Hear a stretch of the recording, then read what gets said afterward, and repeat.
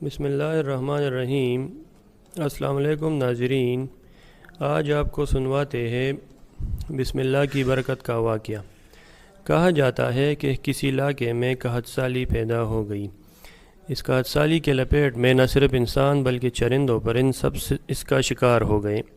مویشی مالکان بے حد پریشان تھے۔ اس دوران ایک مسجد کے مولوی نے جمعے کے خطبے میں نہایت یقین کے ساتھ یہ بات بتائی کہ اللہ کا نام لے کر یعنی بسم اللہ پڑھ کر دریا کو حکم دیا جائے تو وہ بھی نافرمانی نہیں کرتا۔ خطبہ سننے والوں میں ایک چرواہا بھی موجود تھا۔ مولوی کی یہ بات اس کے دل میں اتر گئی اور اس بات پر اس کا یقین کامل ہو گیا۔ اس نے واپس آ کر اپنی بکریاں کو لی اور سیدھا دریا پر چلا گیا۔ اونچی آواز سے بسم اللہ الرحمن الرحیم پڑھا اور دریا کو کہا کہ وہ اپنی بکریاں چروانے کے لیے دوسرے پار جانا چاہتا ہے اور اسے کہا کہ مجھے اپنے اوپر سے گزرنے دیں۔ یہ کہہ کر اس نے اپنی بکریوں کو لیا اور دریا پر چلتا ہوا دریا پار کر گیا۔ دریا کے دوسری طرف کا علاقہ گھاس سے بھرا پڑا ہوا، درختوں کے پتے بھی سلامت تھے کیونکہ کسی کو یہاں تک آنے کی رسائی نہیں تھی۔ اس نے خوب اچھی طرح اپنی بکریوں کو سیر کروایا اور واپس لوٹ آیا۔ پھر یہ اس کا معمول بن گیا کہ وہ بکریاں پار چھوڑ کر واپس آ جاتا اور شام کو جا کر بکریاں واپس لے آتا۔ اس کی بکریوں کا وزن دگنا چگنا ہو گیا۔ لوگ چونک گئے اور اس سے پوچھا کہ وہ اپنی بکریوں کو کہاں کھلاتا ہے۔ وہ سیدھا سادہ اور صاف دل نوجوان تھا۔ اس نے صاف صاف بات بتا دی کہ جناب میں تو بسم اللہ الرحمن الرحیم پڑھ کر دریا پر چل کر اپنی بکریاں دوسری طرف چروانے لے جاتا ہوں۔ یہ بات سب نے سنی مگر کسی نے اس چرواہے کی بات پر یقین نہیں کیا کیونکہ یہ ناقابل یقین بات تھی، مگر بات ہوتے ہوئے مولوی صاحب کے پاس پہنچ گئی۔ مولوی صاحب نے اس چرواہے کو بلایا اور سارا ماجرا پوچھا۔ اس چرواہے نے مولوی صاحب کو ہی حوالہ بنا لیا کہ مولوی صاحب میں تو آپ کا شکریہ ادا کرنے والا تھا۔ آپ نے جمعے کے خطبے میں جو نسخہ بتایا تھا کہ بسم اللہ کہہ کر دریا کو بھی حکم دو تو وہ بھی انکار نہیں کرتا، تو میں تو بس آپ کے نسخے پر ہی عمل کر رہا ہوں۔ مولوی صاحب حیرت سے اس کے چہرے کو دیکھتے رہے۔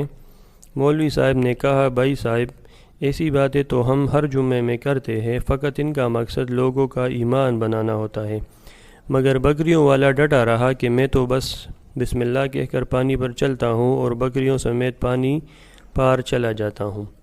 آخرکار مولوی صاحب نے صبح یہ تجربہ کی ٹانی جسے دیکھنے چرواہے سمیت پورا علاقہ بھی آ گیا۔ مجمع زیادہ تھا۔ مولوی صاحب نے ایک دو بار سوچا کہ انکار کر دوں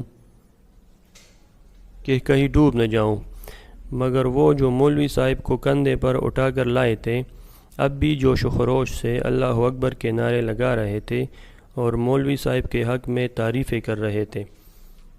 آخرکار مولوی صاحب نے اپنے ڈر کو دور کرنے کے لیے ایک رسہ منگوایا۔ پہلے اسے ایک درخت کے ساتھ باندھا، پھر اپنی کمر کے ساتھ باندھا، پھر ڈرتے ڈرتے ڈیلا ڈالا، بسم اللہ پڑھا اور دریا پر چلنا شروع ہو گئے، مگر پہلا پاؤں ہی رکھا تھا کہ پانی میں گر گئے۔ مولوی صاحب ڈبکیاں کھانے لگے اور پانی کے بہاؤ میں بہنا شروع ہو گئے۔ لوگوں نے کھینچ کھینچ کر باہر نکالا۔ مولوی صاحب کی اس حرکت نے چرواہے کو پریشان کر دیا کہ مولوی صاحب کی بسم اللہ کو یہ کیا ہو گیا ہے، کیونکہ اس کا یہ روز کا معمول تھا۔ اس کے اپنے یقین میں کوئی فرق نہ آیا۔ اس نے بسم اللہ کہہ کر بکریوں کو پانی کی طرف اشارہ کیا اور خود ان کے پیچھے چلتا ہوا پار چھوڑ کر واپس بھی آ گیا۔ لوگ اسے ولی اللہ سمجھ رہے تھے اور اس کے حق میں نعرے لگا رہے تھے، مگر وہ سب سے بے نیاز سیدھا سادہ انسان تھا۔ وہ مولوی صاحب کے پاس پہنچا اور کہا مولوی صاحب میں آپ کی بسم اللہ کی تعریف سے کافی پریشان تھا، مگر پانی پر چلتے ہوئے مجھے آپ کی بسم اللہ کی بیماری کا پتہ چل گیا۔ اس چرواہے نے درخت سے بندھی رسی کی طرف اشارہ کیا اور کہا مولوی صاحب یہ ہے آپ کی بسم اللہ کی بیماری، آپ کی بسم اللہ کی برکت کو یہ رسہ کہا گیا۔ آپ کو اللہ اور بسم اللہ سے زیادہ اس رسے پر بھروسہ تھا، لہٰذا اللہ نے بھی آپ کو رسی کے حوالے کر دیا۔ پھر کہنے لگے مولوی صاحب آپ بھی کمال کرتے ہو، میں نے آپ کے منہ سے سنا اور یقین کر لیا اور میرے اللہ نے میرے یقین کی لاج رکھ لی، مگر آپ نے اللہ کا کلام سنا مگر یقین نہیں کیا، لہٰذا آپ کو اللہ نے رسوا کر دیا۔ محترم عزیز دوستو، یہی کچھ ہمارا حال ہے، ہماری نمازوں اور دعاؤں کا حال بھی یقین سے حالی ہے۔ ناظرین، اگر آپ کو اس طرح کی ویڈیوز پسند آئے تو پلیز ہمارا چینل سبسکرائب کر دیں اور بیل آئیکن دبائیں تاکہ مستقبل میں اس طرح کی ویڈیوز آپ کو پہنچ سکیں۔